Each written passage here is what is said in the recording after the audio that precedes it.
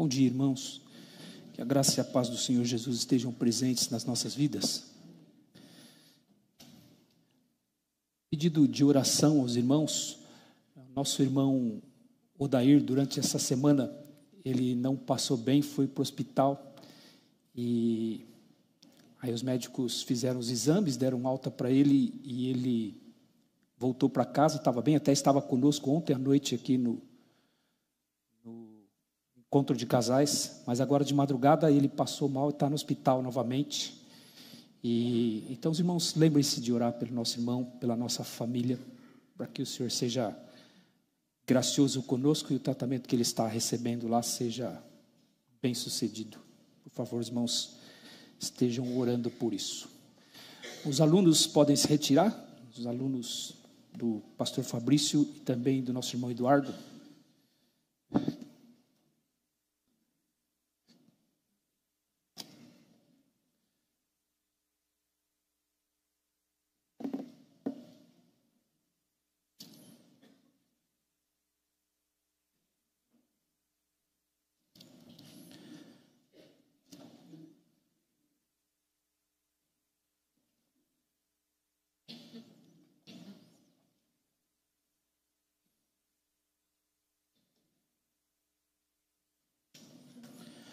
Nós vamos dar continuidade ao nosso assunto aqui que nós temos tratado nos últimos domingos. E hoje nós vamos falar especificamente sobre a educação, a criação dos filhos, especialmente os filhos pequenos. E é meu plano, se o Senhor permitir, depois falar sobre os filhos mais velhos, como os pais devem ajudá-los também. Mas hoje nós vamos falar sobre os filhos pequenos. No domingo passado, eu iniciei falando para os irmãos que esse tema que é sempre tão caro para nós, né? Sempre tão sensível para nós, que é o tema família, e no nosso caso, família cristã, né? Mostrando que ele é um tema da Escritura, ele é um tema da Palavra de Deus. A Bíblia é sensível a esse tema, mas ele não é o tema mais importante da Bíblia, não é aquilo que deve ser o nosso assunto sempre, né? Que como se a Bíblia só falasse disso e nós devêssemos nos ocupar somente com esse tema. Por que eu disse isso? Porque esse tema, por ele ser sensível, ele é de interesse de todos, e algumas pessoas acabam usando o tema como se fosse uma propaganda, como se fosse uma atração para que as pessoas pudessem até mesmo frequentar a igreja, né? Vem aqui que aqui a gente fala bastante família, aqui você vai ter uma família restaurada, você vai ter uma família redimida. E é óbvio, é o nosso desejo mesmo, que o Evangelho tenha este efeito transformador das famílias, as famílias sejam restauradas. Mas nós temos que ter o cuidado de não fazer com que a família seja uma idolatria para nós, como se nós vivêssemos só por causa disso, né? E não é, né? E o próprio Senhor Jesus nos mostra isso. Houve uma ocasião em que ele estava numa casa com seus discípulos e então a sua mãe e os seus irmãos foram procurá-los, e eles pararam em frente à casa e mandaram chamá-lo. E aí alguém entrou na casa e disse: a tua mãe e os teus irmãos estão aí fora e te procuram. E aí Jesus disse: quem são minha mãe e meus irmãos? Quem são? E aí ele apontou para os seus discípulos e disse: aqui estão minha mãe e meus irmãos, aqueles que fazem a vontade do meu Pai é que são minha mãe e meus irmãos. Então o Senhor Jesus mostrou que o relacionamento espiritual, o fato de nós sermos irmãos por conta da nossa salvação, a graça de Deus nos salvando, nos transformando, nos fazendo filhos de Deus, cria para nós relacionamentos espirituais, uma comunhão espiritual, e isso está acima dos nossos relacionamentos familiares. É por isso também que o Senhor Jesus, ele disse que se alguém não estiver disposto a deixar pai, mãe, irmãos, irmãs, e há uma passagem que ele cita inclusive a esposa, ele diz: por amor de mim, não pode ser meu discípulo. Não pode. Se alguém não estiver disposto a deixar a sua própria vida, não pode ser meu discípulo. A gente fala: pô, Jesus estava dividindo a família, Jesus estava não é? Criando um cisma numa instituição tão preciosa que o Senhor criou. Aliás, é a primeira instituição que o Senhor nosso Deus criou. Jesus estava dividindo a família? Não, o que ele estava falando é de compromisso. Ele diz que o compromisso que ele quer que os seus discípulos tenham com ele seja o maior dos compromissos que este discípulo deve assumir, que é o relacionamento com ele. Ele diz, isso deve estar acima dos relacionamentos que se tem, inclusive nas próprias famílias. Em Mateus capítulo 10, ele diz, não pensei que vim trazer paz à terra, eu vim trazer espada, eu vim lançar irmão contra irmão, pai contra filho, nora contra sogra. E aí ele diz assim, 5 estarão numa casa, estarão 2 contra 3 e 3 contra 2 por minha causa. Então ele estava dizendo que o compromisso ele tem que ser maior do que os nossos afetos familiares, do que os sentimentos que nós temos com a família. É por isso que se nós tivéssemos que fazer uma escolha entre parentes nossos e Cristo, a gente ficaria com Cristo. Não é? E isso tem faz todo sentido, é um princípio que inclusive ele se aplica na condução dos filhos, na forma como os pais educam os filhos. O que deve levar um pai crente a aplicar disciplina bíblica sobre seus filhos é o compromisso que esse pai tem com Deus. O compromisso é tão grande, é tão intenso, esse é o ideal, né? Que este pai, ele supera seus sentimentos pelo seu filho e aplica disciplina nos seus filhos. Ele tem esse entendimento, o pai cristão, pai maduro espiritualmente, ele sabe para o que Deus o chamou. E então ele aplica isso na vida dos seus filhos. Se ele fosse ser dirigido pelos seus sentimentos, ele não aplicaria o que a Bíblia diz. Pais que são dirigidos por emoções e sentimentos não aplicam o que a Bíblia ensina.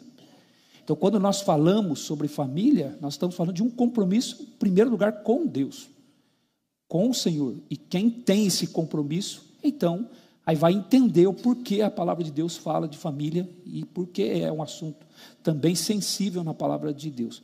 Nós fizemos uma espécie de um sobrevoo, né, na carta de Paulo aos Efésios no domingo passado e vimos que a carta é basicamente dividida em 2 partes. A primeira parte, ele trata dos aspectos doutrinários da palavra de Deus, capítulos de 1 a 3, e depois capítulos de 4 a 6, ele aplica tudo isso no cotidiano da vida, né?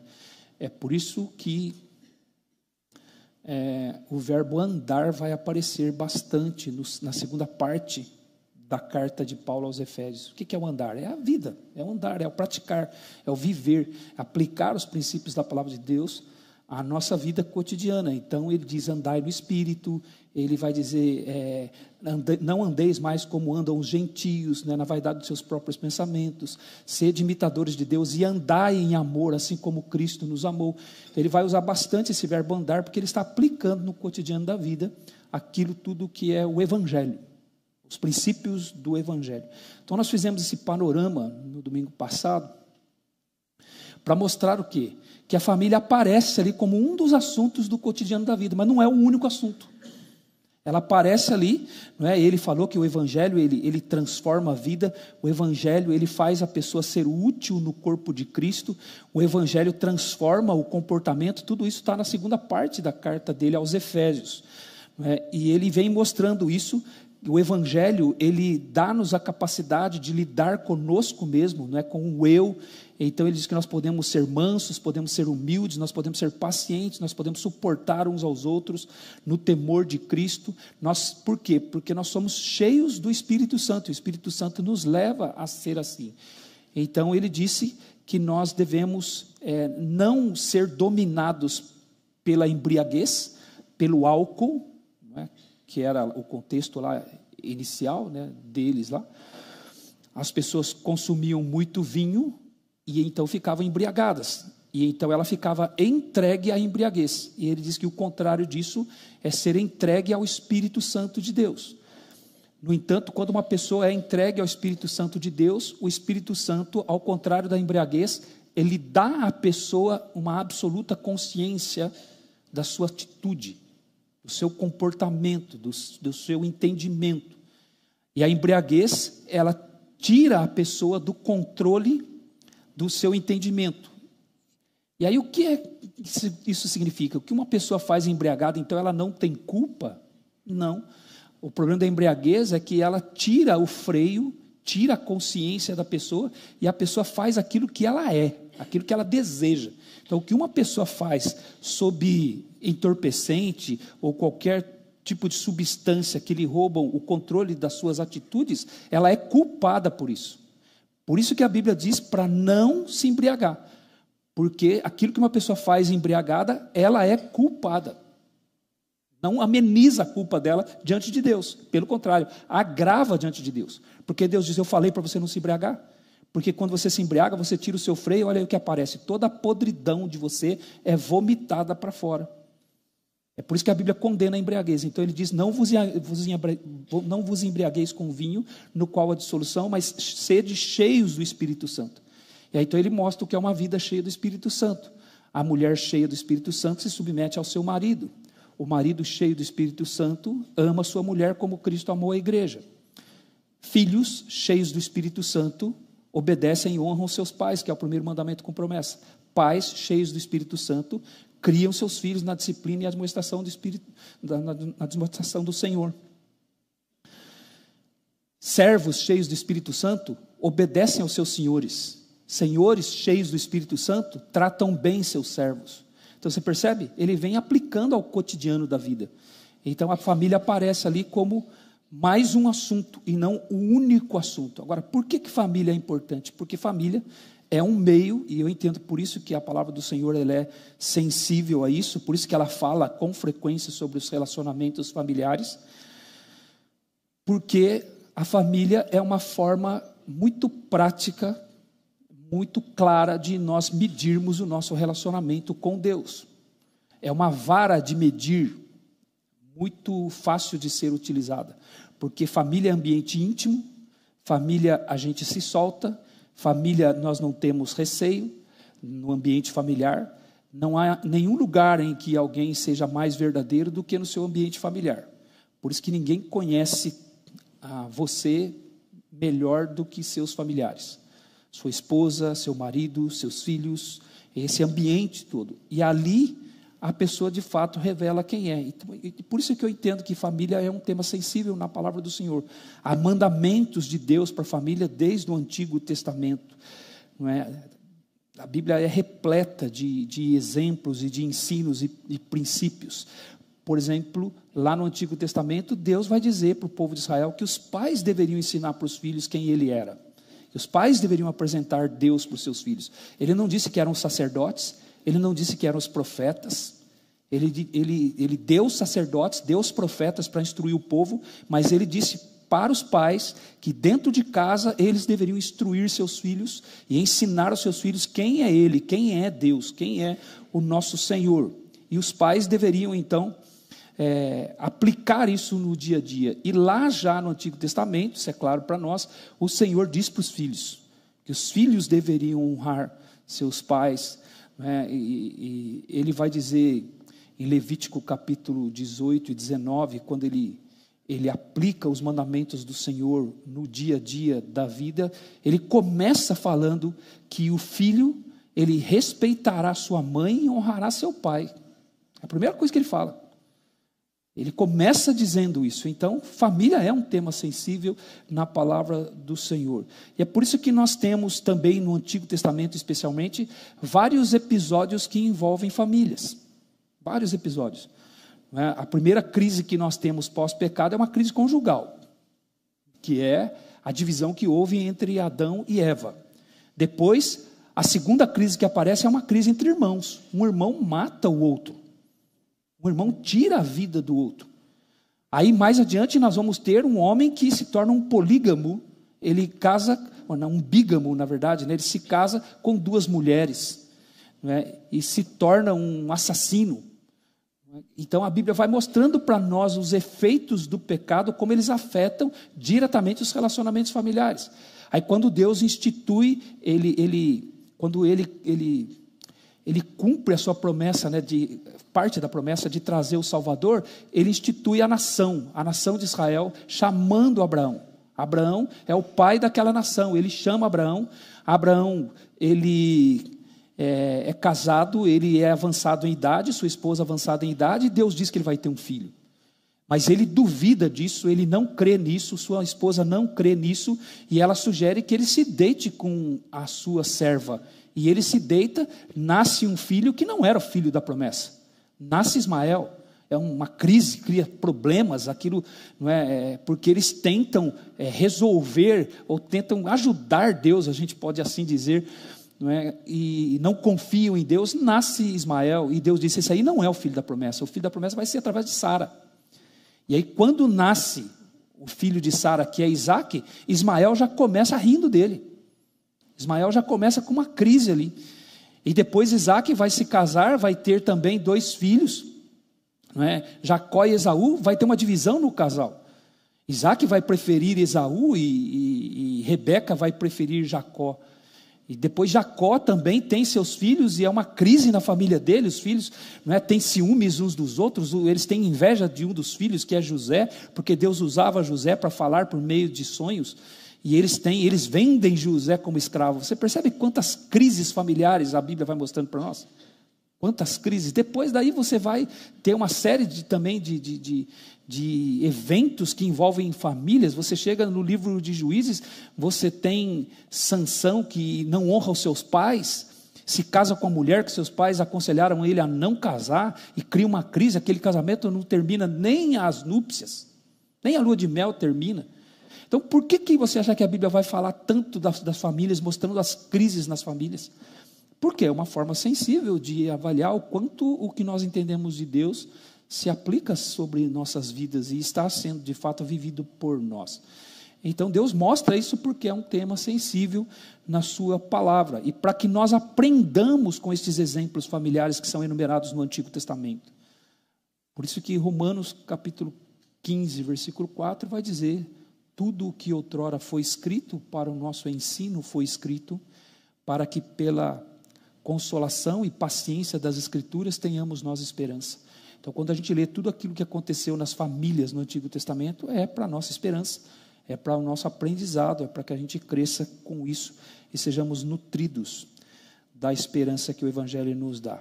Então, ainda que a família não seja o tema mais importante da palavra do Senhor, não há como negar que é um tema frequente e sensível.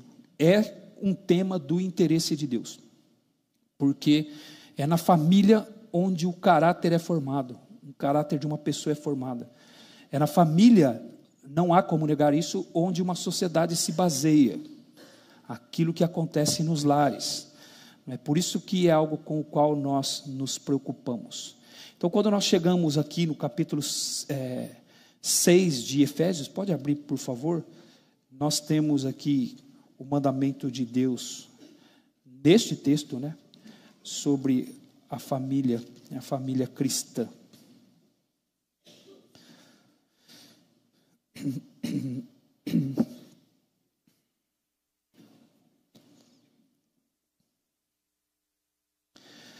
Efésios capítulo 6, que o mandamento de Deus para os pais.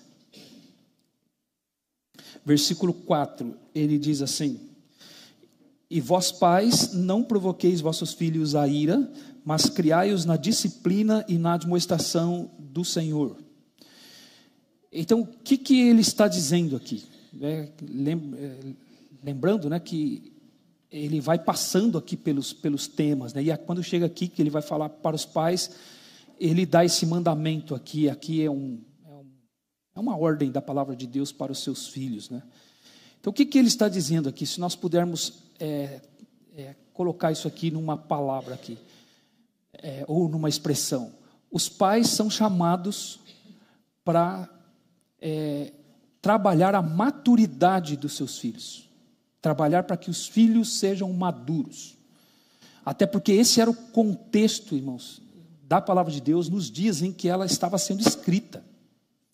A forma como eles olhavam para as crianças, a forma como eles pensavam as crianças, ela veio de Deus para eles.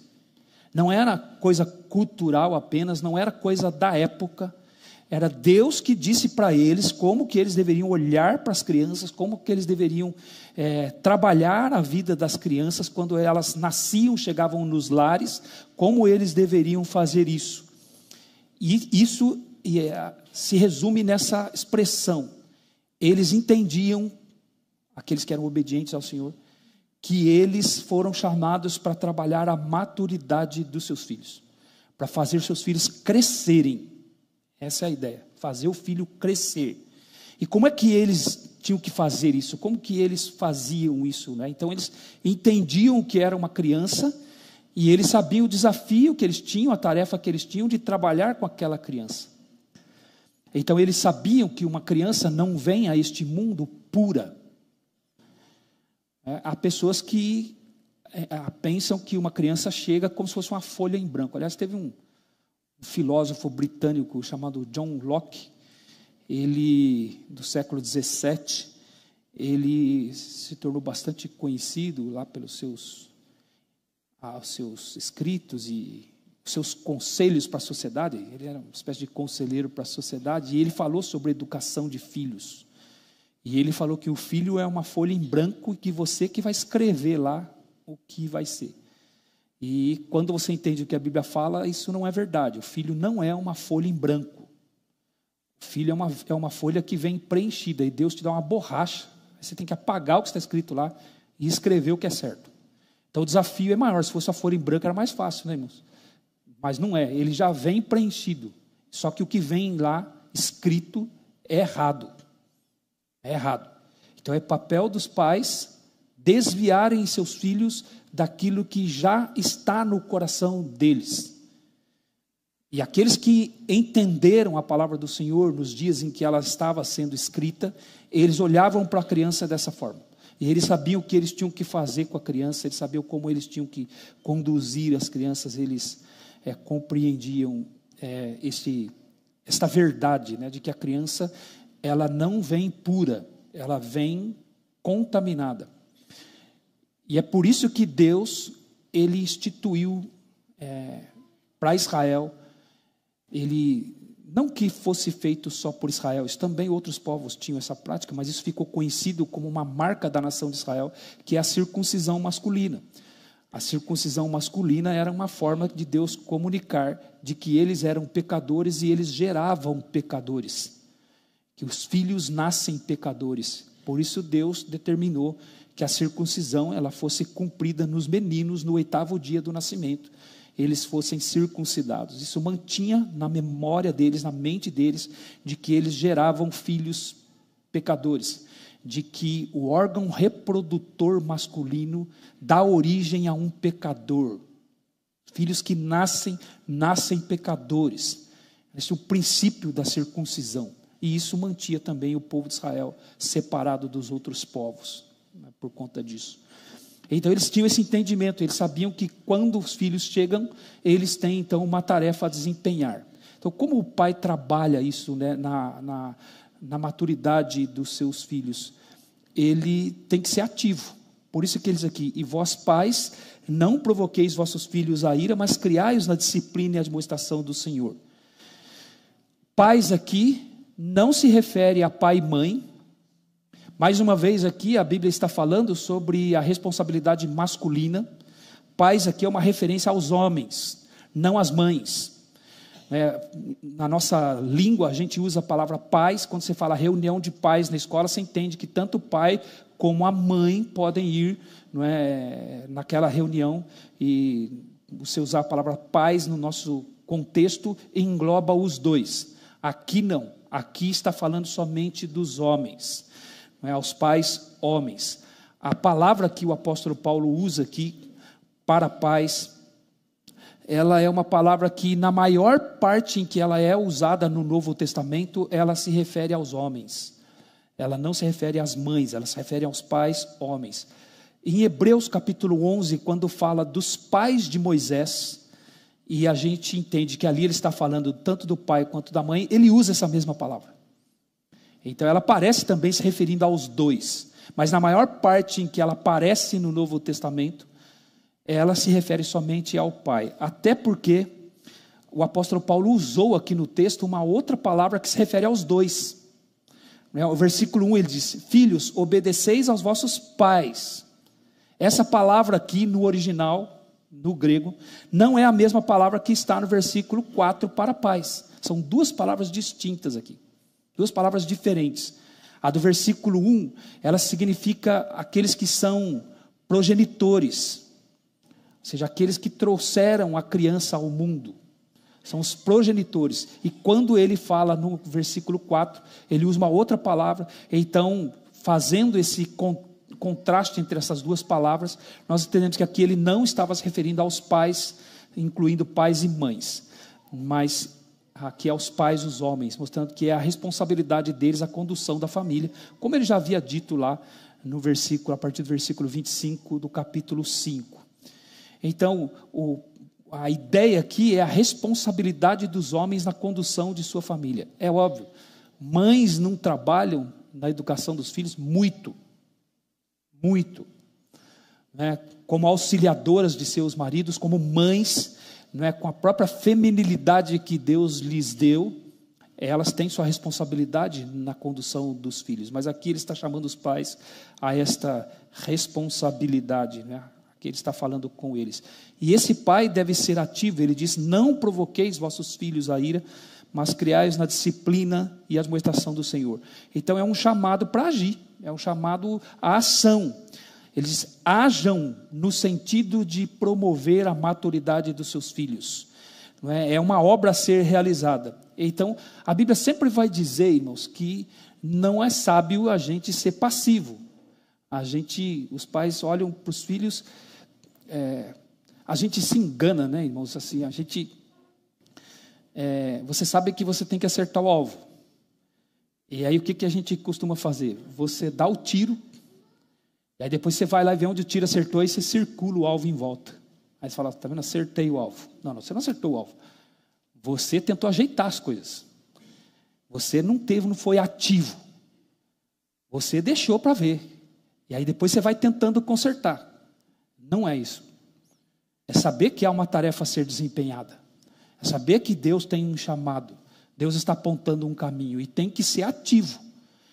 E às vezes nós vivemos disso, né? Vivemos de circular o alvo onde nós acertamos o tiro, para que a gente dê um alívio para a nossa consciência, para que a gente ache que a gente está acertando, que na verdade é um engano, porque não está tendo uma ação, não está tendo o cumprimento de um propósito. Então Deus, ele sempre condena a passividade. Nós vamos ver um exemplo disso no Antigo Testamento. É um exemplo clássico até quando se fala em educação de filhos na Bíblia. Abra em 1 Samuel capítulo 2.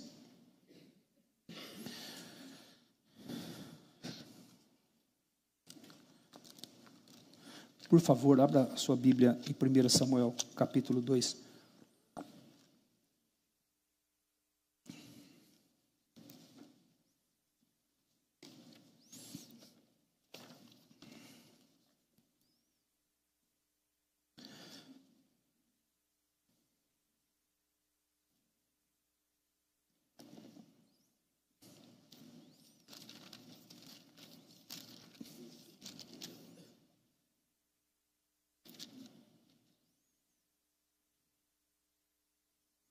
Primeiro Samuel capítulo 2, irmãos, o contexto aqui é quando Deus está chamando Samuel para ser sacerdote em Israel.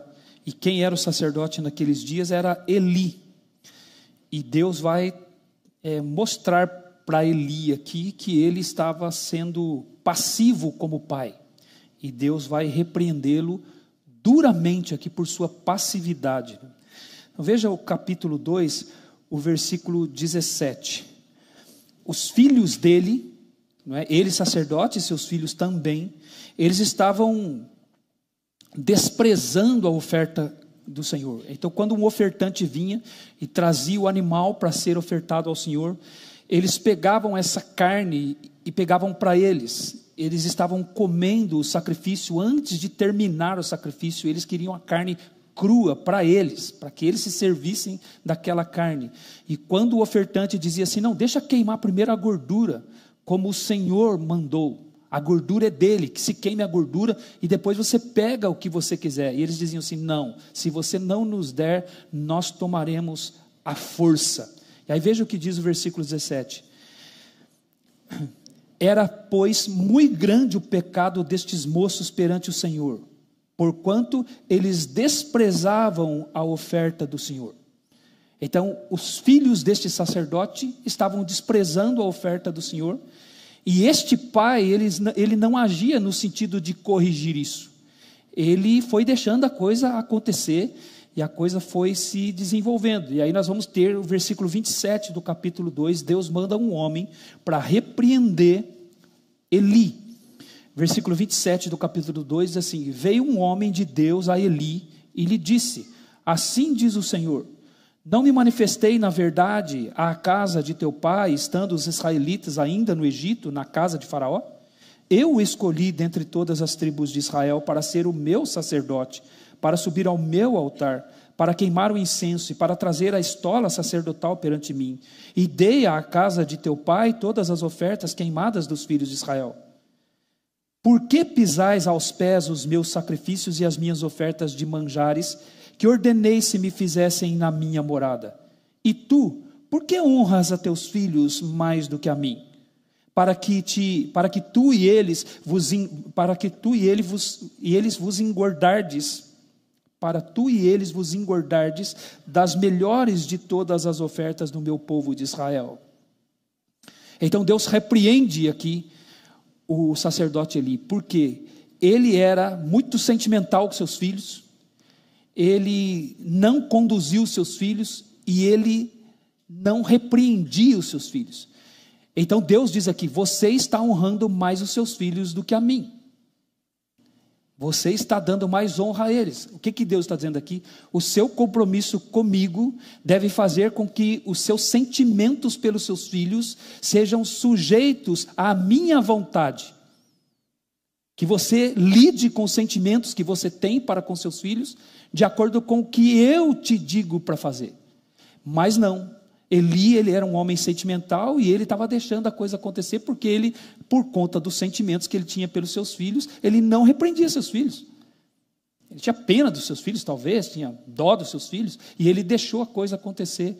E Deus vai dizer para ele que uma coisa horrível ia acontecer na casa dele, e como sinal de que aquilo ia acontecer é que 2 dos seus filhos morreriam no mesmo dia. Os 2 seriam mortos no mesmo dia, porque ele não repreendia os seus filhos. Veja o capítulo 3, versículos 12 e 13.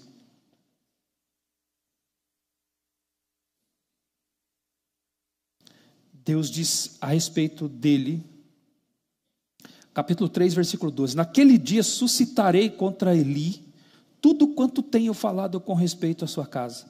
Começarei e o cumprirei, porque já lhe disse que julgarei a sua casa para sempre, pela iniquidade que ele bem conhecia, porque seus filhos se fizeram execráveis e ele não os repreendeu.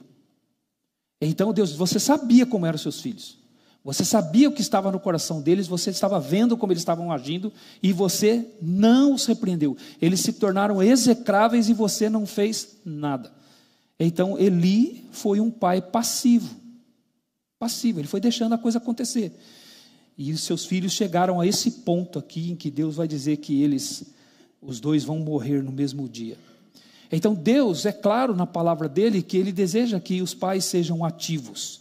Não é? Os pais têm que ter uma participação ativa na formação dos filhos, não é? Para que esses filhos amadureçam.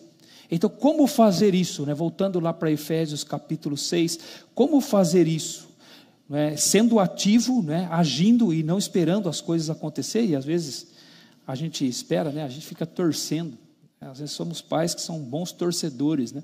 E não ativos, né? Nós devemos pensar sobre isso, refletir sobre isso. Então, sendo ativo, e o que ele fala mais aqui? Ele diz que os pais têm que ensinar os seus filhos a lidar com os desejos que os filhos têm. É isso que ele quer dizer quando ele fala: não provoqueis vossos filhos a ira. E o que é não provocar o filho a ira? Teve alguns domingos atrás aqui que a irmã Laura fez a pergunta aqui, eu explanei um pouco para os irmãos aqui o que o texto quer dizer aqui, né? Nós ficamos, às vezes, pensando em situações nas quais pais podem levar os filhos aos filhos a ficarem irados. Irmãos, há formas de que isso possa acontecer, não é? Nós lemos aqui, por exemplo, o texto de Colossenses capítulo 3, a partir do versículo 18, que tem uma estrutura semelhante a Efésios, só que ali o apóstolo Paulo é mais sucinto, né? Aquilo que ele fala para a esposa, aquilo que ele fala para o marido, aquilo que ele fala para o filho, aquilo que ele fala para o pai, aquilo que ele fala para o servo e aquilo que ele fala para o Senhor. Ele é bem sucinto ali em Colossenses, né? Mas é basicamente a mesma estrutura de Efésios. Em Efésios ele detalha um pouco mais. Mas ali em Colossenses ele também está dizendo, aqui em Efésios ele fala do que é ter uma vida cheia do Espírito Santo. Em Colossenses ele fala o que é ter, em Efésios o que é ter o coração cheio do Espírito Santo, né? Ser dominado pelo Espírito Santo. Em Colossenses ele fala o que é ter o coração cheio da palavra de Deus, da palavra de Cristo. Ele fala, habite ricamente em vós a palavra de Cristo. E aí quando ele diz, como que eu vou mostrar que eu sou habitado pela palavra de Cristo? Como que uma mulher mostra que ela é habitada pela palavra de Cristo? Ela está com o coração cheio da palavra de Cristo, ela é submissa ao seu marido. Como que um marido, ele está cheio da palavra de Cristo? Ele ama a sua esposa. Como que o filho está cheio da palavra de Cristo? Ele obedece a seus pais. Como que o pai está cheio da palavra de Cristo? Esse pai, ele não irrita o seu filho para que esses filhos não fiquem desanimados. Então, quando a gente olha em Colossenses, ele usa uma palavra diferente. Ele fala de pais que abusam dos seus filhos. Aliás, esse verbo, não irriteis os vossos filhos, é um verbo no grego que só aparece 2 vezes no Novo Testamento. Ele aparece ali, vai aparecer em 2 Coríntios capítulo 9, quando o apóstolo Paulo está falando da igreja de Corinto, que a igreja de Corinto fez parte da oferta que o apóstolo Paulo estava levantando para ajudar as igrejas da região de Jerusalém, da Judéia, e a igreja de Corinto participou daquilo, e o apóstolo Paulo fala assim que as igrejas que estavam vendo, né, a ação dos coríntios estavam se sentindo estimuladas, é o mesmo verbo, estimular, em 2 Coríntios capítulo 9, em Colossenses ele fala irritar. Então, num lugar o verbo é positivo, nós estão estimulados pelas suas atitudes. E aqui ele fala para os pais, mas no sentido negativo. Ele fala, não irrite o seu filho, para que ele não fique desanimado. Então a gente entende que pais podem ser abusivos. Eles podem ser abusivos, abusar da sua autoridade, ser insensíveis com os filhos, não compreender o coração dos seus filhos, passar por cima dos filhos como se fossem tratores, e isso desanima os filhos. Então, o cuidado que os pais têm que ter, de não abusar da autoridade que tem pelos filhos, sobre os filhos. Não é? Há um provérbio que diz que a esperança que se adia faz adoecer o coração. Então, pais que às vezes são insensíveis aos filhos, e eles ficam prometendo coisas para os filhos, e eles não cumprem aquilo que eles prometem para os filhos vão enfraquecendo, eles vão desanimando. Desanimar significa ter pouca vida, a vida vai enfraquecendo. Então, em Colossenses, ele fala desse abuso de autoridade dos pais, que os pais podem ser insensíveis e passar por cima dos seus filhos. Mas a palavra que ele usa aqui em Efésios, não é, dizendo, vós pais não provoqueis os vossos filhos a ira, e ele usa esse termo ira. Na verdade, na nossa tradução, né, não provoqueis a ira, são 4 palavras, né? Na minha versão é não provoqueis vossos filhos a ira. Mas se você tirar vossos filhos ali, não provoqueis a ira, é a tradução de uma única palavra. É uma única palavra no original, que é não, que significa isso, não levar o filho à ira, não provocar o filho à ira. E quando você, é uma palavra composta então, né, provocar a ira, e quando você tira o provocar e olha só a palavra ira, e você estuda a palavra ira, você pensa nela, você vai ver que a palavra ira está ligada a desejos, ela está ligada a vontades, ela está ligada a querer coisas, a exigir coisas. Então a palavra ira, ela significa a reação que uma pessoa tem quando seus desejos, eles não são atendidos. quando seus desejos, aquilo que ela quer, não foi feito. Então, a ideia ali que o apóstolo Paulo usa é que os pais, eles devem trabalhar com seus filhos, compreendendo a idolatria no coração dos seus filhos, compreendendo aquilo que está no coração dos seus filhos e trabalhar para que eles sejam afastados daquilo que está no coração deles. E como que se faz isso? Você faz isso ensinando o filho a lidar com os desejos que já estão no coração deles.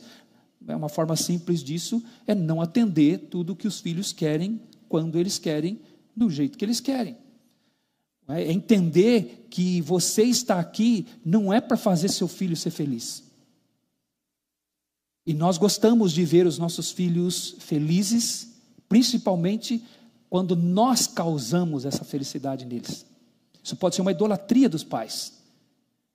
Os pais acham que estão amando seus filhos, eles acham que eles estão de fato servindo os seus filhos, mas é um engano, porque eles estão na verdade idolatrando os seus filhos. Era o que Eli fazia. Por que honras mais aos teus filhos do que a mim? Deus pergunta para ele. Por quê? Por que você não repreende os seus filhos? Porque ele idolatrava os seus filhos. Ele colocou eles no altar. E isso é muito comum. Isso aqui você não precisa nem ensinar. Não precisa nem ensinar. Isso aqui você deixa que vai acontecer isso. Não é? Os pais vão idolatrar seus filhos. Eles vão colocar seus filhos no pedestal. E aí eles vão criar um filho irado, porque eles vão sempre satisfazer os desejos do filho. O filho vai aprender de que tudo que ele quer, ele tem. Quando ele quer, do jeito que ele quer. E aí, quando ele amadurece fisicamente, né? Porque não vai amadurecer emocionalmente, muito menos espiritualmente, mas quando ele cresce, e aí ele se torna uma pessoa irada, um cidadão irado, que ninguém suporta. Porque ele quer as coisas todas do jeito dele. E como você vê adultos irados? Como você vê adultos que não conseguem ser frustrados? Como você vê adultos que são exigentes? Eles exigem que tudo seja do jeito que eles querem. E se você não faz, eles saem batendo pé, eles batem a porta, são difíceis de se relacionar. E onde tudo isso começou, irmãos? Como é que a pessoa chega nesse ponto na fase adulta? Onde isso começa? Isso começa lá em casa, quando os pais, eles tratam o filho como se fosse um ídolo. E eles vão satisfazendo o filho em tudo o que ele quer. Isso leva o filho a um estilo de vida irado. Então, a ira, ela refere-se a não reagir corretamente quando as coisas não saem do jeito que eu quero. A ira, ela está ligada àquilo que eu desejo e não sou atendido. Então, nós ficamos irados quando as coisas não saem do jeito que a gente quer. Qual o primeiro caso de ira que nós temos na Bíblia?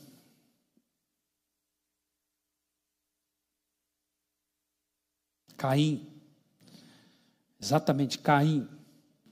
Porque eles foram oferecer a oferta ao Senhor, ele e o irmão dele, e Deus se agradou de Abel e de sua oferta. Ao passo que de Caim e de sua oferta, Deus não se agradou. Caim, orgulhoso, soberbo, ele foi oferecer para o Senhor a oferta do jeito que ele queria. Com o fruto da terra, ele era lavrador, e ele foi oferecer isso para o Senhor. E o Senhor rejeitou a oferta dele e ele. Então Deus não rejeitou só o coração dele. É que Caim não estava sendo sincero, Caim não estava sendo honesto naquilo, ele não estava de fato ofertando para Deus. Então Deus olhou o coração dele, e aí Deus viu que o coração dele estava errado, rejeitou a oferta dele. Não, a Bíblia diz que o Senhor rejeitou ele e a oferta dele. Por que o Senhor rejeitou ele? Por causa do coração dele. E por que o Senhor rejeitou a oferta dele? Porque a oferta dele não era do jeito que o Senhor tinha pedido. Ele quis fazer do jeito que ele queria. E ele queria que o Senhor recebesse. E quando o Senhor recebeu a de Abel e não recebeu a dele, ele fez o que nós vemos muitos adultos fazerem. Ele saiu batendo o pé. Ele bateu a porta na cara de Deus. Bateu a porta e saiu. E o Senhor falou para ele: Caim, por que andas irado? Por que descaiu o teu semblante? Se procederes bem, não é certo que serás aceito? Se procederes mal, eis que o pecado jaz à porta, a ti, porém, cumpre dominá-lo. Então Deus levou Caim a olhar para dentro dele e ver que o pecado estava no coração dele, e que a forma dele agir, a sua ira, resultava do fato dele querer ser agradado sempre. e fazer a coisa do jeito que ele queria, e achava que tinha que ser aceito do jeito que ele queria. Então Deus mostrou para ele que ele estava em pecado.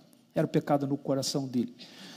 Tanto que decaiu o semblante, significa baixar a sobrancelha. Ele mostrou no rosto dele que ele estava insatisfeito com Deus, por Deus ter recebido a oferta de seu irmão e negado a sua, rejeitado a sua.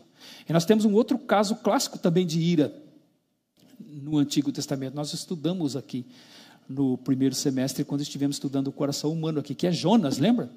Jonas, o Senhor mostra para ele como ele era centrado em si mesmo, como ele só queria que as coisas acontecessem do jeito que ele queria, que a justiça dele fosse satisfeita, que os juízos dele fossem cumpridos. Ele era centrado em si mesmo, né? E até a gente estudou aqui o livro de Jonas, né? Que a gente acha que às vezes Jonas é um livro de um missionário que não quis obedecer a Deus, indo pregar no lugar que Deus mandou. É claro, isso aí está lá, irmãos. Está no texto lá, realmente, o Senhor mandou ele ir para Nínive, e ele pegou um navio e foi para Tarsis. Não é? Mas o foco de Deus ali é mostrar o coração do profeta. Um coração irado. Jonas era um homem irado. Tanto que chega no final, quando o Senhor manda a planta lá para cobrir ele, porque o sol estava sobre a cabeça dele, e ele se sente aquele conforto, e diz que ele se agradou daquela planta.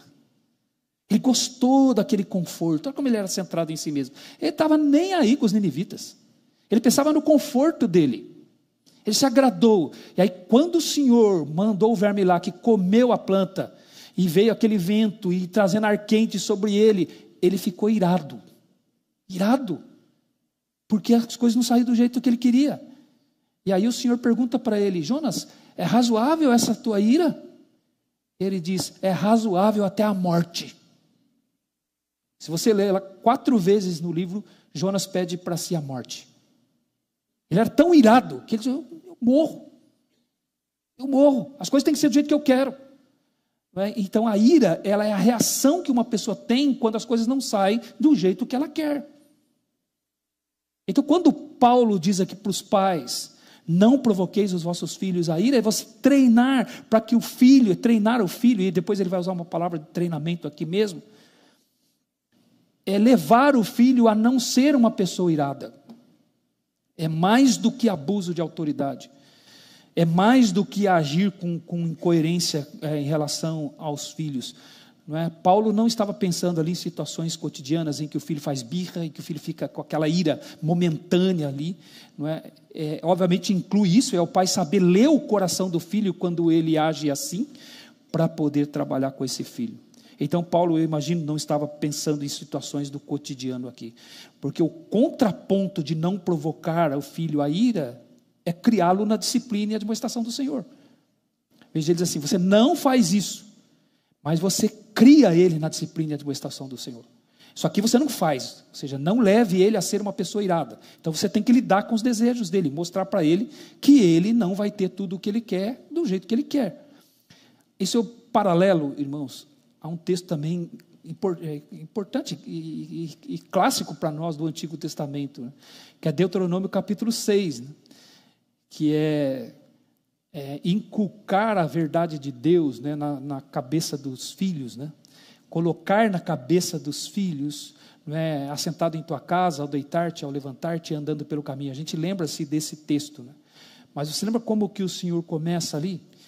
Ele está relembrando ali a lei, por isso que Deuteronômio é chamado de segunda lei, ou repetição da lei, e ele fala: ouve, ó Israel, o Senhor vosso Deus é o único Senhor. Amarás, pois, o Senhor teu Deus de todo o teu coração, de todo o teu entendimento e de toda a tua força. Então, ouve, ó Israel, o Senhor é o único Senhor. Então, e estas coisas que eu te ordeno estarão no teu coração e tu as inculcarás a teus filhos. Então o que tinha que estar no coração dos pais? O Senhor é o único Senhor. E nós temos que amá-lo acima de todas as coisas. E aí o que eles tinham que dizer para o filho quando o filho nasce? O Senhor é o único Senhor. E nós vamos amá-lo acima de todo o coração nessa casa. Aqui nós vamos amar o Senhor de todo o nosso coração. Ele é o único Senhor. Então isso implica em dizer o que para o filho? Você não é Senhor. O mundo não gira em torno de você. O mundo não é seu. Por que, irmãos, a gente tem visto filhos que vão para a escola e os professores não sabem o que fazer? Os professores não sabem o que fazer, os professores estão perdendo os cabelos. Eles não sabem o que fazer. Sabe por quê? Porque em casa o filho é rei. Ele é o centro da casa, ele é o senhor da casa. Ele é o senhor. E aí quando chega na escola, ele quer ser o senhor também. Chega na escola, ele quer mandar, tudo tem que ser do jeito dele. Tudo tem que satisfazer a ele. Que é isso senão uma criança irada? Uma criança que foi provocada à ira. Por que ninguém suporta? Que em casa tem que mostrar, essa casa não gira em torno de você, essa casa gira em torno de Deus. Deus é o Senhor dessa casa. Nós o amamos acima de todas as coisas. Obviamente eu estou resumindo, isso aqui é o dia a dia, né? Você mostrando para o filho quem é o Senhor daquela casa. Por isso que ele diz, ouve, ó Israel, o Senhor vosso Deus é o único Senhor. É Ele. E isso tem que estar no coração dos pais. O problema, veja que Deus começa com os pais. Essas palavras que hoje te ordeno estarão no teu coração. Não é que muitos pais, eles não trazem isso claramente em seus corações, eles precisam ser estimulados. Aliás, esse é um dos propósitos desse tema aqui na nossa escola bíblica dominical, falando com os pais, de que isso tem que estar no coração dos pais. E aí o que acontece, irmãos? Aí os filhos vão para os eventos, e os pais, ao invés de usar isso para mostrar para os filhos de que os filhos não são senhores, de usar que a vida ela é feita de frustrações, de que é preciso nós lidarmos com isso e sabermos que a vida é assim, os pais querem mudar o mundo para que os filhos sejam satisfeitos, especialmente nos eventos de competição na escola, e os pais não ensinam os filhos a perder. O filho tem que ganhar. Eu nem sei como é que estão fazendo as competições hoje, porque antes eu sei que tinha 3 medalhas lá, só 3 ganhavam. Nem sei como é que se hoje tem medalha dependendo do número de competidores, né? Mas as pessoas não têm mais isso, assim, essa ideia de ensinar que, olha, você tem que aprender a perder, você tem que lidar com a perda, com a derrota, mostrar que ele não é o centro, ele não é, o mundo não gira em torno dele. Eu entendo que isso é o trabalho dos pais, para não provocar o filho à ira, para não fazer com que ele seja uma pessoa assim, que não saiba perder, não saiba ser frustrados. Então o que o apóstolo Paulo está dizendo aqui é: não forme filhos irados, ensine seus filhos a lidar com os desejos e vontades dele, mostre que o mundo não gira em torno deles, o Senhor é Deus, não é ele, porque eles nascem, eles pensam que eles são senhores, eles pensam que eles são deuses, e que tem que ser tudo do jeito que eles querem. Então quando nós atendemos os desejos, estes filhos, eles querem assumir o centro das atenções, né? Nós temos também um exemplo também clássico disso no Antigo Testamento. Abra no livro de 1 Reis, por favor.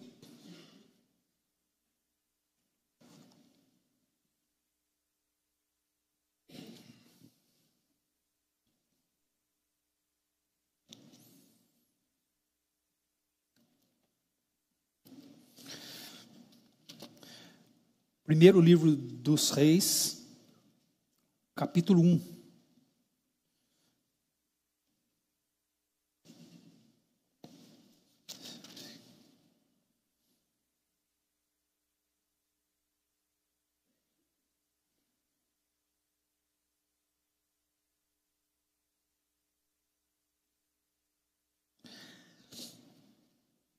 Irmãos, você vê como a Bíblia, ela mostra para nós assim, problemas na família, né? Davi, ele foi um homem segundo o coração de Deus. Davi era um crente de verdade. Ele era um homem sensível a Deus. Ele foi usado por Deus para escrever a Bíblia. Boa parte do que nós temos no livro dos Salmos foi escrita por Davi. A sua história é contada para nós em detalhes na palavra do Senhor. Mas ele foi um pai problemático. Davi, como pai, ele deixou muito a desejar. Quando Absalão, o filho dele, queria tomar o lugar dele, ele não teve coragem de tomar uma posição contra. Ele não teve coragem. Ele ficou tentando administrar a situação, ele não se posicionava ao ponto de os seus conselheiros dizer: olha, se você não tomar uma posição aí, vai ficar ruim, o povo vai ficar confuso. Você vai ter que se posicionar. Ele tinha que ter feito alguma coisa, mas ele não fez. E até que o filho dele morreu, e ele chora. E ele chora, até o choro que ele tem quando o filho dele morre, é repreendido. Quando ele diz, Absalão, Absalão, meu filho, ele chora, e as pessoas dizem, rapaz, o que o povo vai pensar de você? Absalão era um rebelde. Absalão queria reinar no teu lugar. E você chora assim a morte dele em público desse jeito, o que as pessoas vão pensar? Então Davi era um homem muito sentimental em relação aos seus filhos, e isso atrapalhou ele. Até a vida dele conjugal era uma vida um tanto confusa, né? Ele foi um polígamo, teve mais de uma mulher, tanto que esse filho dele que é citado aqui é filho de uma outra mulher, e que é Adonias. Veja capítulo 1, versículo 5 de 1 Reis. Diz assim: então Adonias, filho de Agite, se exaltou e disse: eu reinarei. Providenciou carros e cavaleiros e 50 homens que corressem adiante dele. Jamais seu pai o contrariou, dizendo: por que procedes assim? Além disso, era ele de aparência muito formosa e nascera depois de Absalão. Então, como era Adonias? Adonias era um filho mimado, um homem que foi mimado, e aí ele colocou no coração dele que ele seria rei de Israel. Ele disse: eu vou suceder meu pai no trono, eu vou ser rei. Não é por isso que eu digo, toda criança nasce achando que vai ser rei. Toda criança nasce achando que é rei. Não é? Isso aqui é óbvio, ele queria ser rei literalmente aqui mesmo, né? Ele queria ser um rei mesmo, de ascender ao trono no lugar do seu pai. Mas isso aqui está no coração de toda criança. Ele quer ser rei, ele quer dominar, ele quer que o mundo gire em torno dele. E Adonias colocou no seu coração: eu vou ser rei. Quando o Senhor tinha dito que o sucessor de Davi seria Salomão, e não ele. Mas ele falou: não aceito, eu serei o rei, eu vou suceder meu pai no trono. E Davi nunca o contrariou. Davi nunca contrariou, dizendo: por que você está fazendo isso? O rei não é você, o rei é outro, o Senhor escolheu outro, não vai ser você. Mas Davi nunca o contrariou. Davi tentou administrar a situação com seus sentimentos paternos. E o que vai acontecer, irmãos? Se você ler a história depois, Adonias vai morrer por causa disso. O desejo dele de ser rei vai matá-lo. Ele vai morrer por conta desse desejo do coração dele. Ou seja, o fato dele ter sido mimado e ser ensinado, treinado a agradar a si mesmo, tirou a vida dele, matou ele. É por isso que o livro de Provérbios vai dizer que quando você corrige o seu filho, você livra ele da morte, inclusive. Você livra a alma dele da morte quando você corrige o seu filho. Não foi o que Davi fez. Vai acontecer mais adiante que esse rapaz, esse homem, ele vai morrer por conta do desejo do seu coração.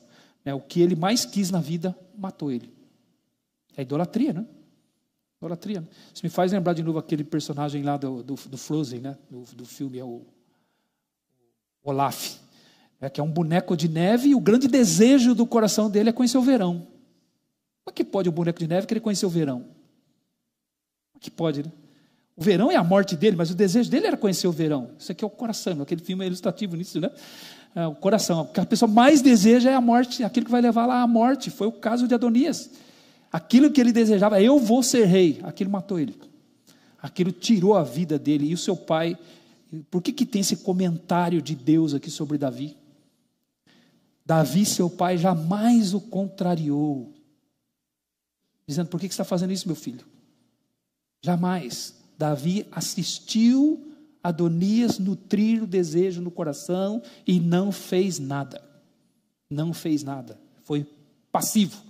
Passivo, não agiu. Filhos, irmãos, precisam de frustração. Precisam ser frustrados.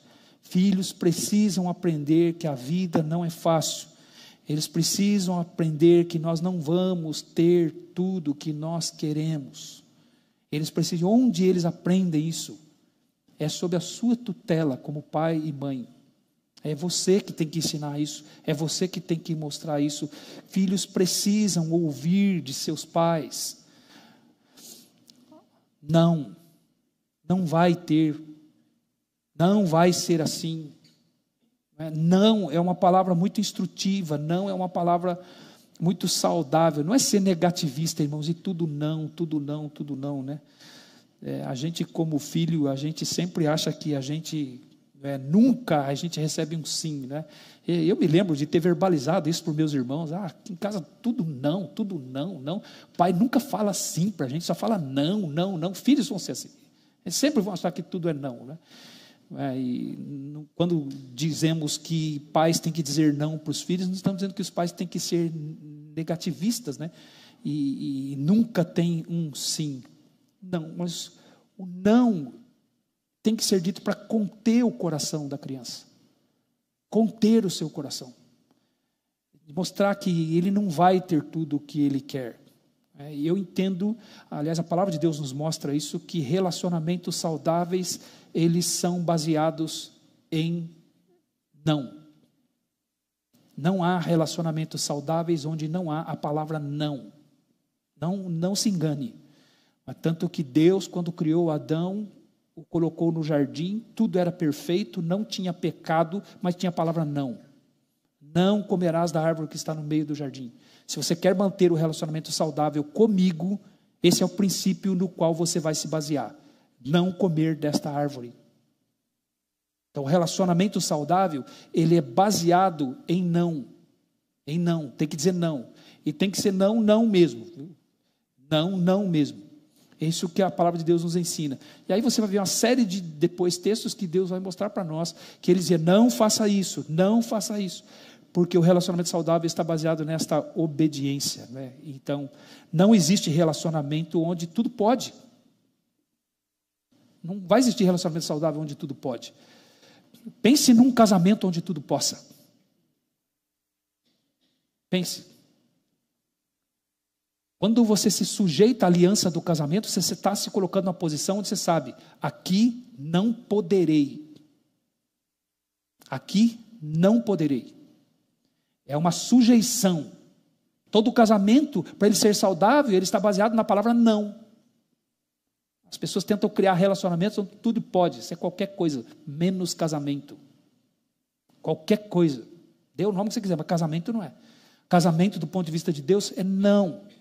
Aqui não. Você se sujeita ao não, a este sacrifício de amor, né? A mesma coisa, relacionamento de pais e filhos. Como esse relacionamento pode ser saudável? Não.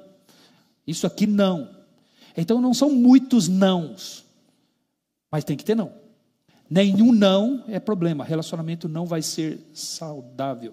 Então, se nós ensinamos os nossos filhos de que todos os seus desejos serão satisfeitos, o que nós vamos ter é filhos imaturos, filhos irados. Então, os pais trazem seus filhos para a maturidade e fazem isso não provocando seus filhos à ira.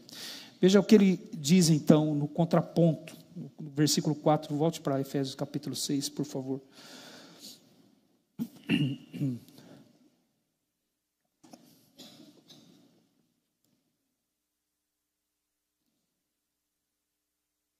Então, ao contrário de provocar o filho à ira, os pais são chamados a criá-los na disciplina e admoestação do Senhor. Criar aqui, esse verbo, o verbo criar aqui, é um verbo, ele é interessante aqui, ele é curioso até, porque ele literalmente significa alimentar o filho, né? E o que ele está dizendo é que alimente seu filho. Mas o contexto aqui é de, obviamente, condução do filho, então foi traduzido como criação, mas o verbo literalmente aqui é alimentar, tanto que é o mesmo verbo que aparece no versículo 29 do capítulo 5, um pouco antes aí, veja, quando ele está falando do casamento, ele diz no capítulo 5, versículo 29, ele diz, porque ninguém jamais odiou a sua própria carne, antes a alimenta e dela cuida, como também Cristo faz com a igreja. Então, criar é literalmente alimentar. E por que é que nós alimentamos crianças? Vamos pegar a ideia do alimento aqui físico mesmo, literal. Por que você alimenta a criança? Você alimenta a criança porque você quer vê-la crescendo. Você quer vê-la se desenvolvendo fisicamente. Então, quando ele diz aqui de criá-lo no sentido de conduzi-lo, você também cria o seu filho porque você quer vê-lo crescendo, você quer vê-lo se desenvolvendo. Nós não queremos o pai crente, temente a Deus, que é o caso aqui de Efésios 6:4, ele não quer que seus filhos sejam sempre infantis, quer manter o filho na infância. Lembra que eu falei alguns minutos atrás que o entendimento que eles tinham sobre filhos é de que o trabalho deles sobre os filhos é fazer aqueles filhos amadurecerem, é fazer aqueles filhos crescerem. Eles não viam a infância, irmãos, como algo permanente na vida de uma pessoa. Isso é um valor que a gente vê que o nosso contexto social ele vai perdendo isso. Parece que a nossa sociedade trabalha para que as pessoas sejam sempre infantis, sempre crianças, né? A gente vê o atraso na maturidade, né? O contexto social, a agenda que esse mundo cria, né? A agenda que esse mundo criou, ela faz com que as pessoas atrasem a sua maturidade. Parece que tem que brincar a vida inteira, tem que ser infantil a vida inteira. É por isso que você vê, às vezes, homens adultos, e que a vida deles é uma grande brincadeira. A vida tem que ser uma grande brincadeira, tem que ser tudo divertido, tem que ser tudo entretenimento, porque são infantis. Infantis, não amadureceram. E a ideia de criar aqui é: traga o seu filho para a fase adulta. Trabalhe para trazê-lo para a maturidade. Não mantenha o seu filho na infância, porque quando você alimenta ele, você não quer que ele cresça. Fisicamente, quando você dá o alimento para ele, a comida para ele, você quer que ele cresça. Há pais que se preocupam se os filhos não estão crescendo, levam lá no endocrinologista e pedem lá um hormônio, pedem lá alguma coisa para que o filho possa crescer. Eles querem esticar os filhos. Não é? Eles querem ver os filhos crescendo. Todo pai deseja isso, todos nós desejamos ver os filhos crescendo. E o que ele está dizendo aqui: você não vai querer ver seu filho crescendo em maturidade, você não vai querer ver seu filho crescendo intelectualmente, emocionalmente, sobretudo espiritualmente.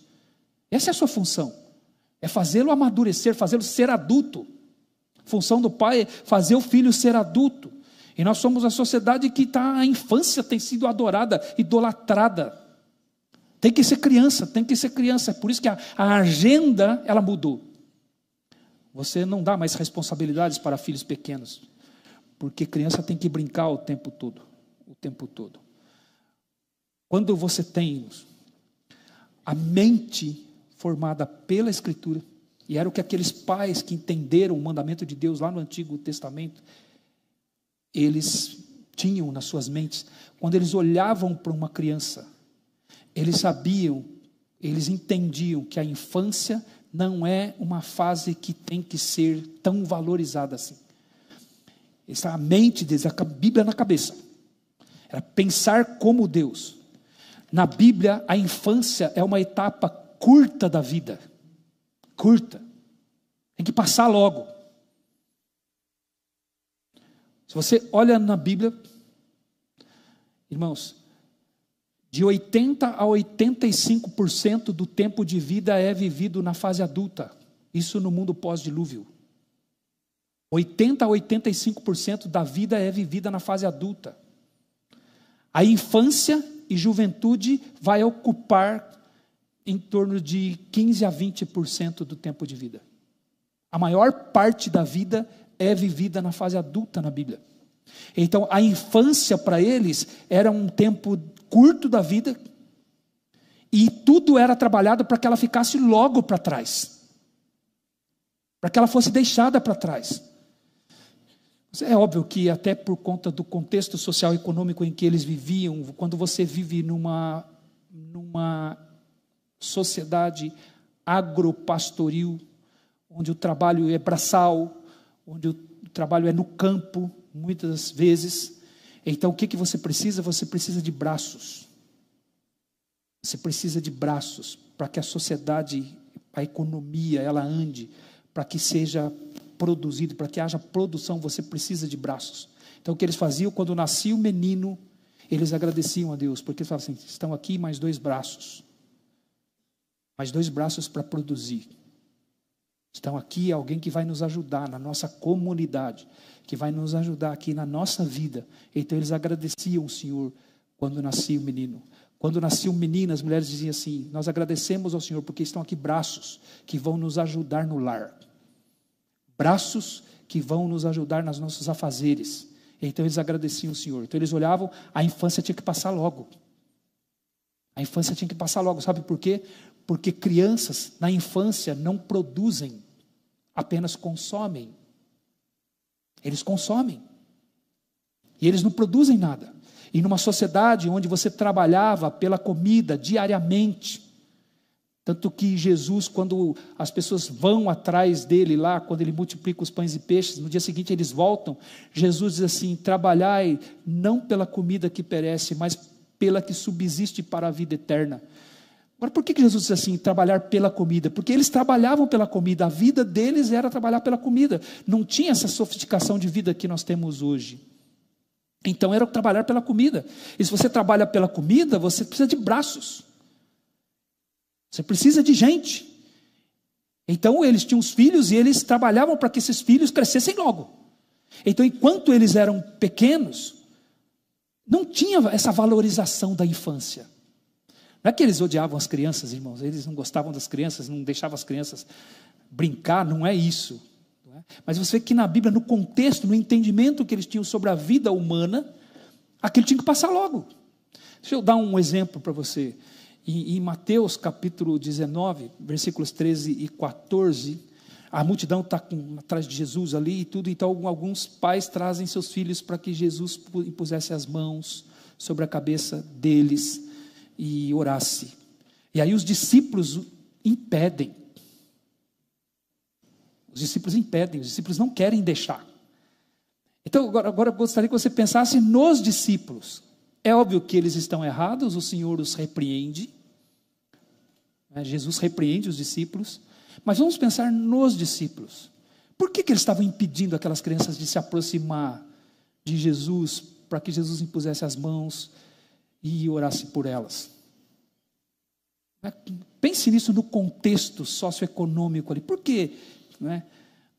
Qual é a visão deles de crianças? Então é como se os discípulos estivessem dizendo: olha, aqui nós nos preocupamos com os adultos, deixa essas crianças atrapalham, leva para lá, leva. Nós estamos preocupados com os adultos. Aí Jesus disse: deixai-os vir a mim, não os impeçais, porque dos tais é o reino dos céus. E aí Jesus orou e abençoou aquelas crianças. Mas sabe por que os discípulos estavam fazendo aquilo? Pela visão que se tinha culturalmente sobre crianças. Criança tem que crescer logo, criança tem que amadurecer. Esse não é um tempo que deve ser adiado, esse tem que crescer, tem que amadurecer, porque crianças só consumiam.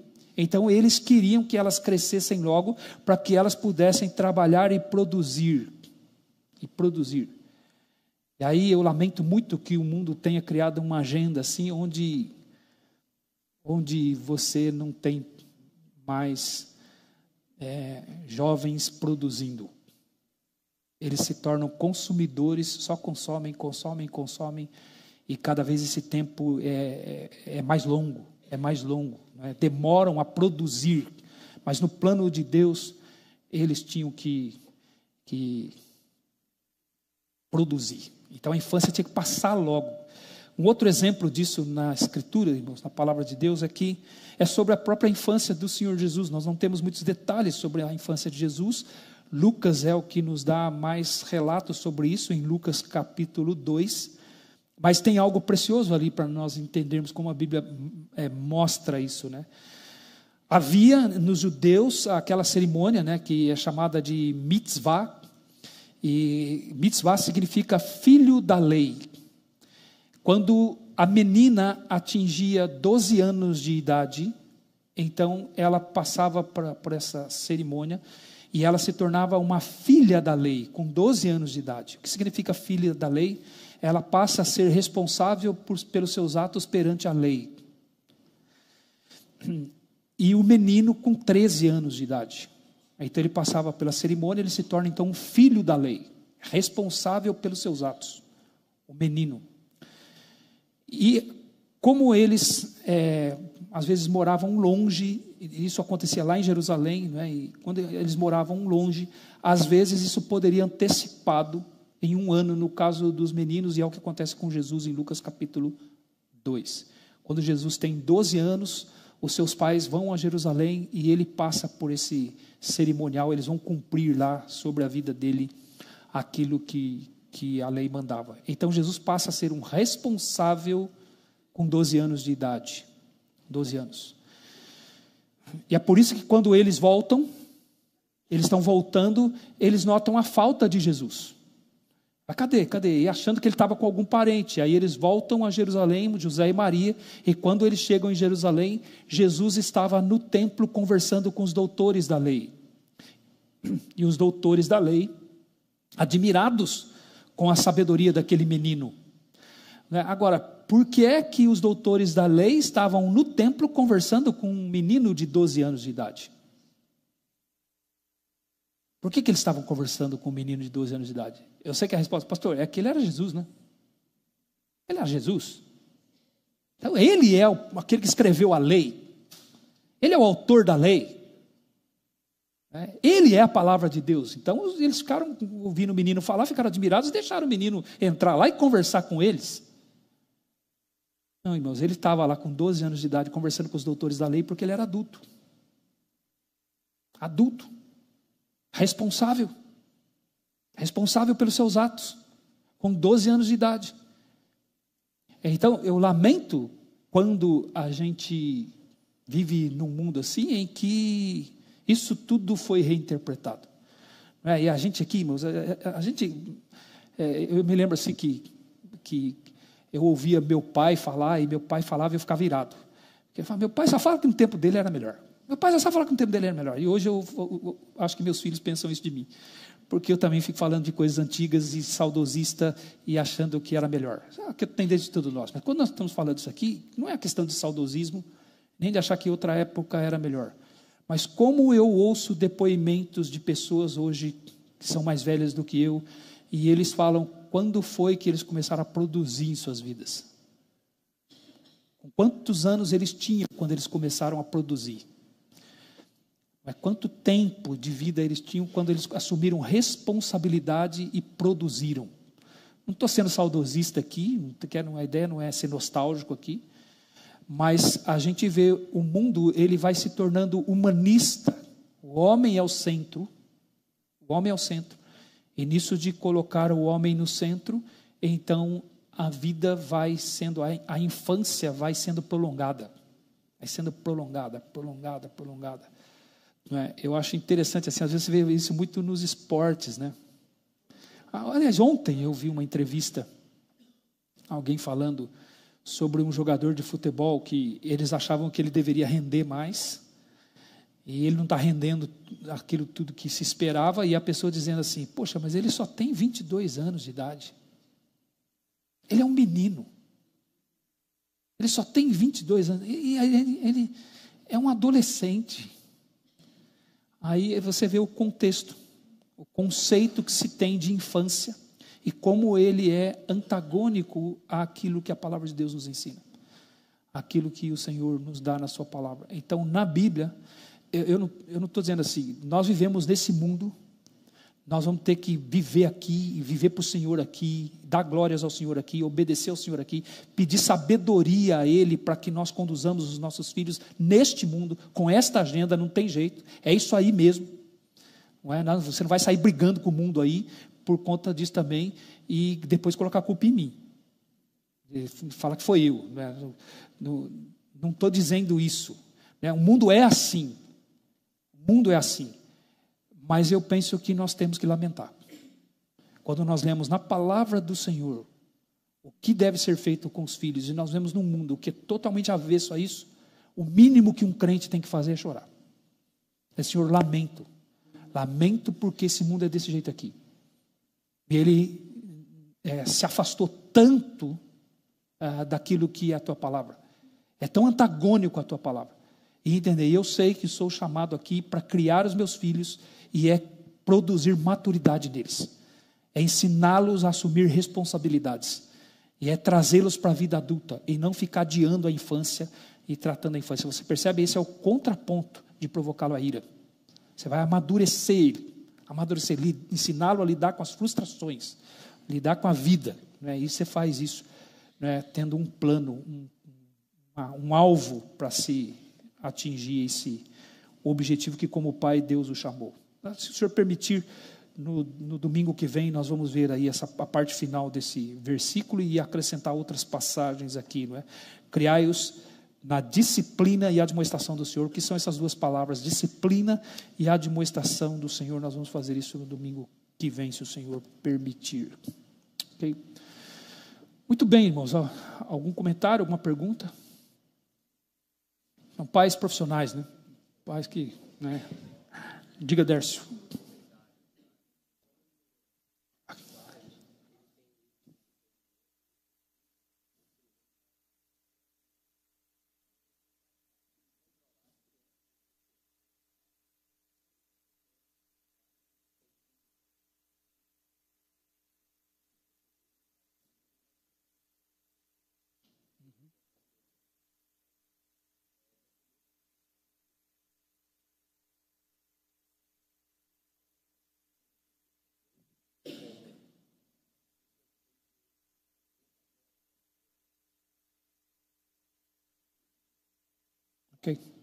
Ok.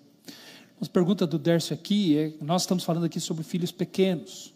E obviamente quando você tem um filho pequeno, você está no começo da caminhada. Se você tem esse entendimento, você vai apontar aquele caminho, vai se esforçar para aplicar isso na vida dos filhos. Agora, o que acontece quando o pai começa a enxergar as coisas dessa forma e seus filhos são crescidos já? Às vezes acontece famílias que os pais se convertem, seus filhos já são adultos. E como fazer com isso, né? Então, vai orar. Até domingo que vem, irmãos, a gente volta aqui.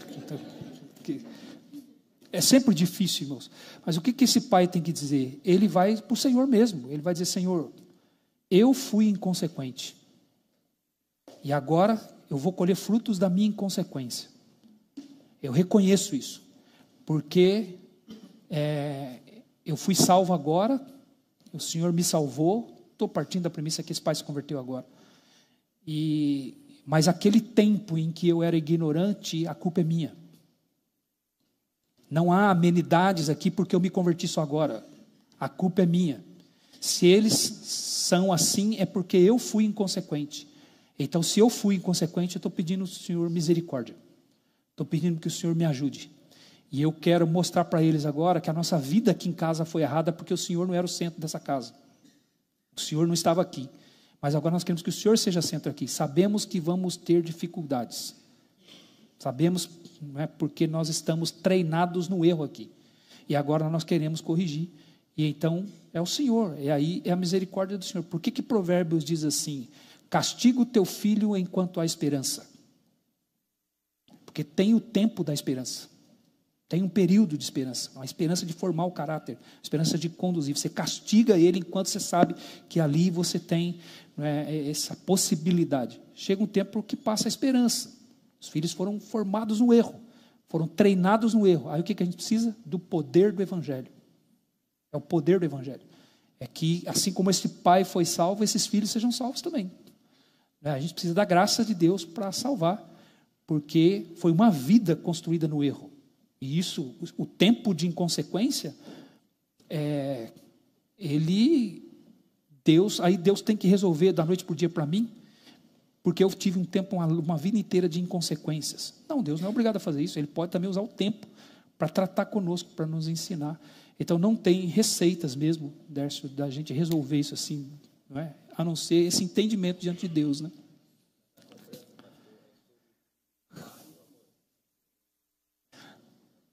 Não, então, na palavra de Deus, sempre o pai é o responsável, né?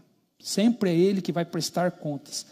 A mãe entra como sua auxiliar. Deixa eu dar um exemplo aqui, irmãos. É interessante ver que Deus dá a estrutura feminina, a estrutura masculina para o bem da família, para que a família possa viver, né, de acordo com os propósitos de Deus. Nós temos no livro de 2 Reis, no capítulo 8, uma mulher que não tinha filhos. E aí o profeta Eliseu pede ao Senhor e ela fica grávida e ela tem filhos. E ela nem pediu. Foi sugerido para o profeta Eliseu que ele orasse por ela e ela tivesse um filho. E aí ela tem um filho. E depois um dia esse filho, ele fica doente. E é interessante que ele estava com o pai no campo. Olha lá o conceito. O filho, menino, então estava trabalhando com o pai no campo. E o menino então reclamou de dor de cabeça. Ai minha cabeça, está escrito lá. Aí o que o pai fez? Chamou o servo dele e falou: leva esse menino para a mãe dele.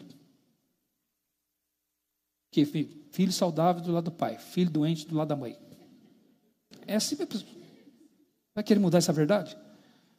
Vocês mães aqui, quem na sua casa mais passou noites acordadas com os filhos doentes?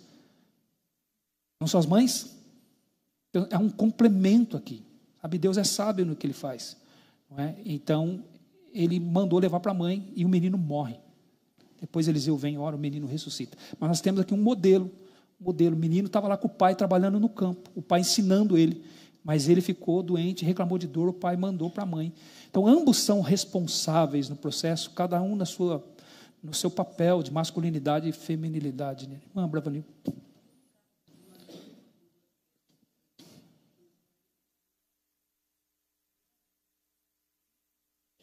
Sim, sim.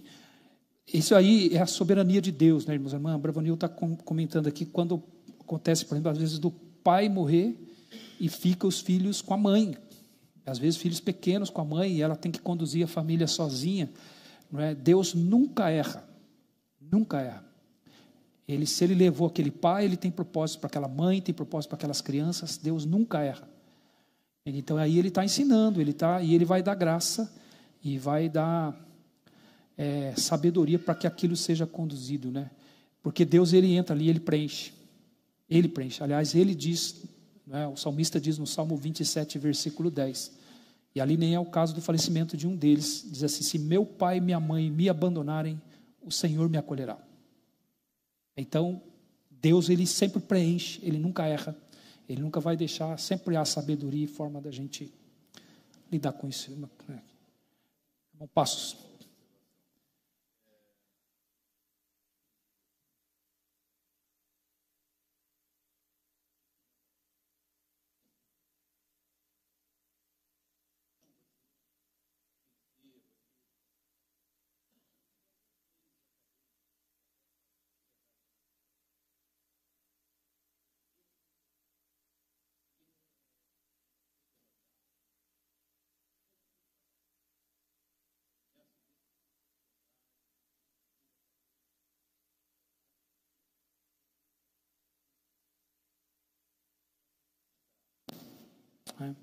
É a cultura, irmão. O irmão Paulo está colocando, nós vivemos nessa cultura, né, de que tem que dizer para a pessoa: você é um vencedor. Nos meios acadêmicos faz isso. Você é um vencedor, você não vai perder nunca, né? Nós estamos aqui para ser sal e luz nesse mundo aqui, então nós não concordamos com isso. Isso é uma mentira, está mentindo para a pessoa, não é? Irmãos, não estou dizendo assim que nós também, pastor, então como que eu vou fazer? Eu vou fazer o contato e vou dizer assim: olha, você nasceu aqui, deixa eu dizer uma coisa para você, meu filho. Agora que a gente já está podendo se comunicar aqui, ó, você é um incompetente, você é um fracassado, você não vai acertar nunca na vida, tá bom? Não é isso. Não é isso, nós temos que estimular, não é? É interessante, né? Uma vez eu conversando com um pai, ele incrédulo inclusive, e aí ele estava falando que o filho não estava indo muito bem na escola. E aí o filho estava falando para ele: pai, eu não consigo, eu acho que eu sou um incompetente, eu sou um fracasso. E aí esse pai, na tentativa de ajudar, ele usou esse discurso. Ele até falou que recortou algumas frases de efeito, colocou no quarto do filho, assim: não, você. Foi interessante, né? Eu não disse para esse pai, para de mentir para ele, diga para ele que realmente ele é um incompetente, ele é um fracassado, ele não vai conseguir. Não foi isso que eu disse. Eu falei: olha, é um engano ele dizer que ele não consegue. É um engano. Isso aí é outro problema. Não tem essa dele dizer: olha, eu não consigo. Isso aí pode ser preguiça de estudar, sabe? Indisciplina, ele não cuida dos horários dele. Aí é mais fácil ele dizer: olha, eu tento, mas eu não consigo. Eu tento, mas não consigo. E não, aí o pecado ali é preguiça. Eu falei: o problema é que você não está enxergando, e aí você acha que ele precisa desse estímulo mesmo. Esse estímulo nada mais é do que você concordar com ele, que é aquilo que ele está dizendo, e você está tentando levá-lo a pensar de outra forma. É um erro, é uma mentira, não é? Nós precisamos do Evangelho. Sem o Evangelho, nós somos mesmo incompetentes, nós somos fracassados, mas no sentido do nosso relacionamento com Deus, do nosso relacionamento com o Senhor, e até de usar as capacidades e habilidades que Deus nos deu. Então eu não acredito nisso, em um filho que diz: eu sou incompetente, eu não consigo, eu tento, mas não consigo. Não, vamos avaliar outras coisas. Será que não é preguiça de estudar? Será que não é preguiça de ser disciplinado? Então, essa não é a melhor forma de estimular uma pessoa a vencer. E aí, vamos usar esse termo, vencer na vida mesmo, ser alguém na vida e produzir, ser alguém producente, né? Esses discursos assim, sabe, de autoajuda, esses discursos, eles são mentiras, eles não, a meu ver, assim, eles não ajudam em nada, não é? E, às vezes há situações que você diz assim, olha, realmente, cara, para a gente ser vencer, a gente precisa de Cristo. É em Cristo que nós somos mais que vencedores. Sem Cristo nós vamos ser perdedores mesmo, então nós precisamos de Cristo. E quando a gente entende Cristo, a gente vê até o potencial que cada um tem de se desenvolver, sem a necessidade desses discursos, né, que são falácias. As pessoas falam e tem essas coisas aí que as pessoas são estimuladas a viver. Precisamos de Bíblia. É o que a Bíblia diz, né? O que ela diz, ela é a verdade para nós. Ok, irmãos? Okay? Vamos orar? Vamos agradecer ao Senhor. Nosso Deus e Pai, nós queremos agradecer-te, Senhor,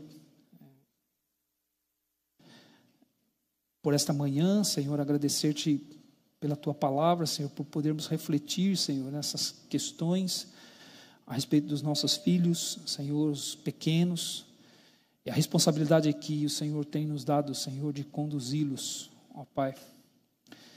E pedimos, Senhor, a Tua misericórdia, Senhor, sabedoria do Senhor, ó Pai, por saber que nós vivemos num mundo que é tão avesso a isso tudo, Senhor, é tão diferente, Senhor, daquilo que ensina a Tua palavra, e nós queremos pensar, Senhor, com a Tua palavra, Senhor, dirigindo as nossas mentes, ó Pai. Então nós pedimos ao Senhor que o Senhor nos ajude como igreja, Senhor, a termos sabedoria, Senhor, para conduzir, Senhor, os filhos pequenos nos lares, Senhor, no sentido de trazê-los para a maturidade, Senhor. Que o Senhor abençoe, Senhor, os pais nas suas lutas, Senhor, nas suas dificuldades. Somos pais pecadores, lidando com filhos pecadores. Então, cuida de nós, Pai, nos ajuda, Senhor. Nós precisamos do Senhor, precisamos da Tua graça, Senhor. E a Tua palavra sempre, Senhor, esteja diante dos nossos olhos, Senhor, como a nossa verdadeira régua de medir, Senhor, a nossa vara de medir, Senhor, que possamos sempre julgar tudo, Senhor, por meio da Tua palavra. Então nós pedimos ao Senhor, ó Pai, que o Teu Espírito continue nos ajudando para que nós compreendamos sempre a Tua palavra, Senhor. Que a nossa vida seja interpretada à luz daquilo que o Senhor nos diz. É o que eu te peço, Pai. E, Senhor, colocando ainda, Senhor, a vida do nosso irmão Odair, Senhor, diante de Ti, pedimos ao Senhor, ó Pai, que ele possa se recuperar, Senhor, possa estar bem, Senhor, e alguém que é tão caro para nós, Senhor, nós pedimos a Tua graça e misericórdia, Senhor, sobre a sua saúde, Senhor, nesse momento. E que o Senhor nos abençoe, Senhor, nesse dia, ó Pai, que possamos logo mais à noite estar juntos e oferecermos ao Senhor o nosso culto de adoração. Oramos no nome de Jesus. Amém. Amém, Senhor. Irmãos, um bom domingo a todos, que o Senhor abençoe cada um.